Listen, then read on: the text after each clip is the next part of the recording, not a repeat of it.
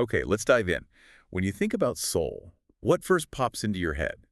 Maybe those huge palace roofs or the crazy tall skyscrapers? Or, yeah, like the endless shopping streets, maybe Myeongdong or Gangnam, that kind of energy. Exactly. It's easy to feel like you've got a handle on Seoul from those big, iconic images. But what if there's this whole other city, like hiding right there, tucked away in these little narrow lanes? A secret city, almost. Yeah, packed with surprising history and these really quiet stories you'd normally just walk right past. And that's exactly where we're headed today. We've got this collection of sources articles, some really interesting photos, maps, that kind of thing you provided. Right. And instead of doing the usual tourist trail, we're using these to, peel back the layers on some specific, often missed alleys. It gives you a completely different way of seeing the city. Totally different. Forget the grand avenues and the famous gates for a minute. This is about digging into what these sources show us about these hidden spots. Looking for the history that's not just, like, stuck in a museum. It's right there under your feet. Literally, embedded in the walls, maybe whispering from some old tree. So our mission really is to unpack the stories inside these kind of unassuming places Mhm. and figure out why this, let's say, less famous side of Seoul is actually kind of mind-blowing when you really look. And the sources seem to really zero in on one particular area to illustrate this. Tunggi-dong. Tunggi-dong. Okay. So the sources are pretty clear, right? This isn't just some, random bunch of old buildings. They talk about it like it's a living timeline. Yeah, like history isn't static there. It's something you actually walk through, a texture. A texture, I like that. Yeah. They describe it as a place where you can almost feel the shadows of these huge historical figures. They mention names. Jinyun. And even Yu Won-young, who's, well, a really controversial figure from the colonial period. Right. And somehow their stories are mingling right there with the everyday lives of people living there now. It's this incredible layering, almost improbable, really. Centuries stacked on top of each other. And straight away, the sources point to something that just grabs you. It really anchors this whole idea of layered history.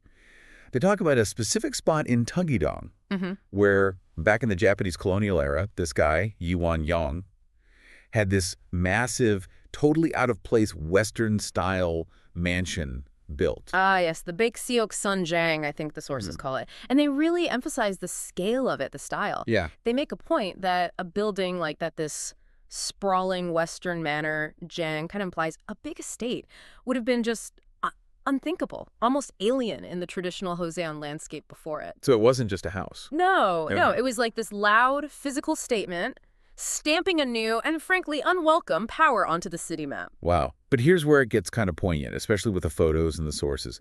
That huge mansion. Gone. Gone. Vanished. What's left are these, well, remnants.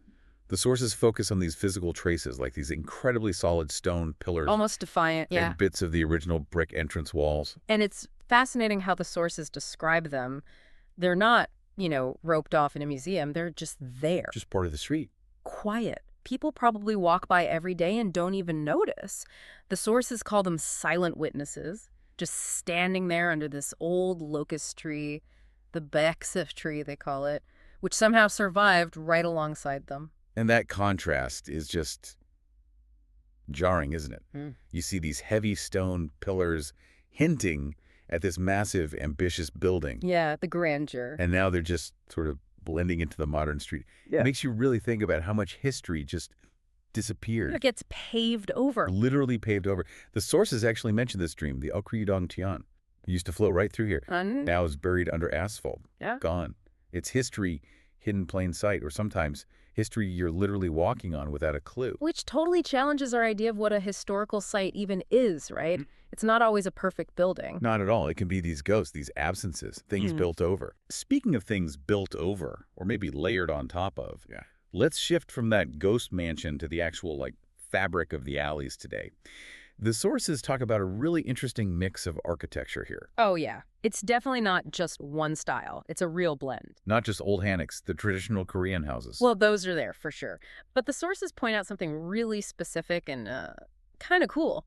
Two-story haneks. Okay, which wasn't the standard traditional design, right? Right. But the really clever part, according to the sources, is how they figured out how to heat that second floor using the traditional ondol system. Wait, ondol's the underfloor heating, that hot air or water under the floorboard. Exactly. Designed for single levels. So they took that classic Korean heating and somehow made it work for a second story.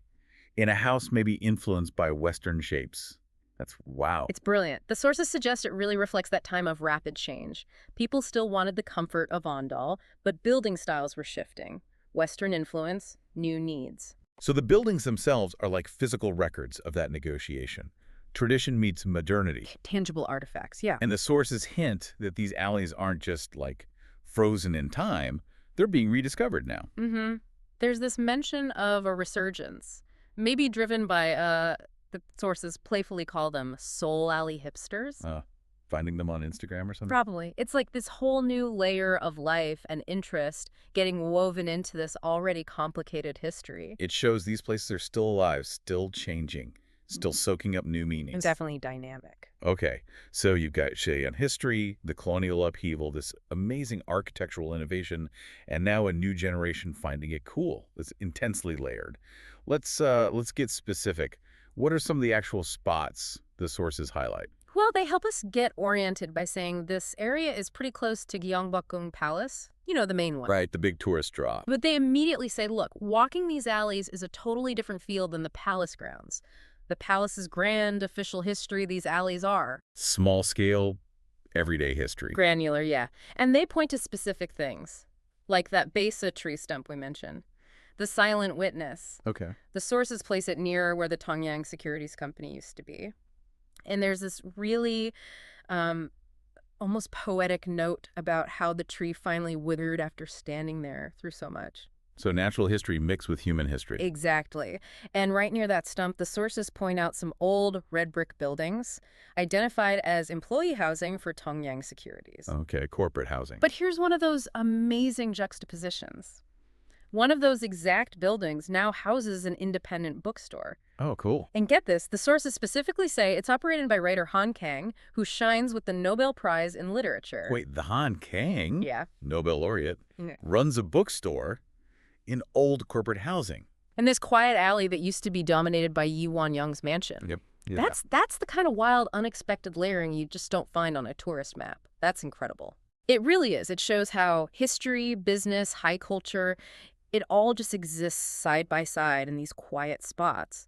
Then the sources kind of shift focus a bit to the Hujadong Alley section nearby. Okay, Hejidong, different vibe. Another blend, they say. Old Japanese-style wooden houses sitting right next to modified hammocks, revised hammocks. So another mix, reflecting different periods, especially the Japanese colonial influence on houses. Precisely. And they give a specific example, a really well-preserved Japanese-style wooden house. Turns out it was the childhood home of Professor Yu Hongjun. Oh, the art historian, the writer.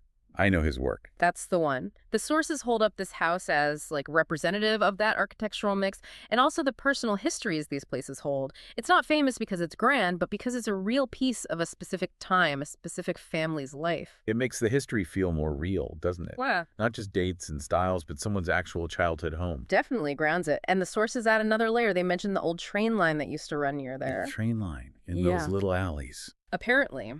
The sources suggest that employees, maybe from Tongyang Securities or other places, used to commute by train from near Gyeongbokgung Palace all the way to a station right there in Hyeojadong. Wow, so you add the daily commute rhythm to the mix too, the city's old circulation system? Another dimension, exactly. Okay, so let's try and pull this all together. We've got the ghost mansion bits, the buried stream, the clever mixed architecture, the Nobel winners bookstore and old housing, the different residential styles, the old train lines.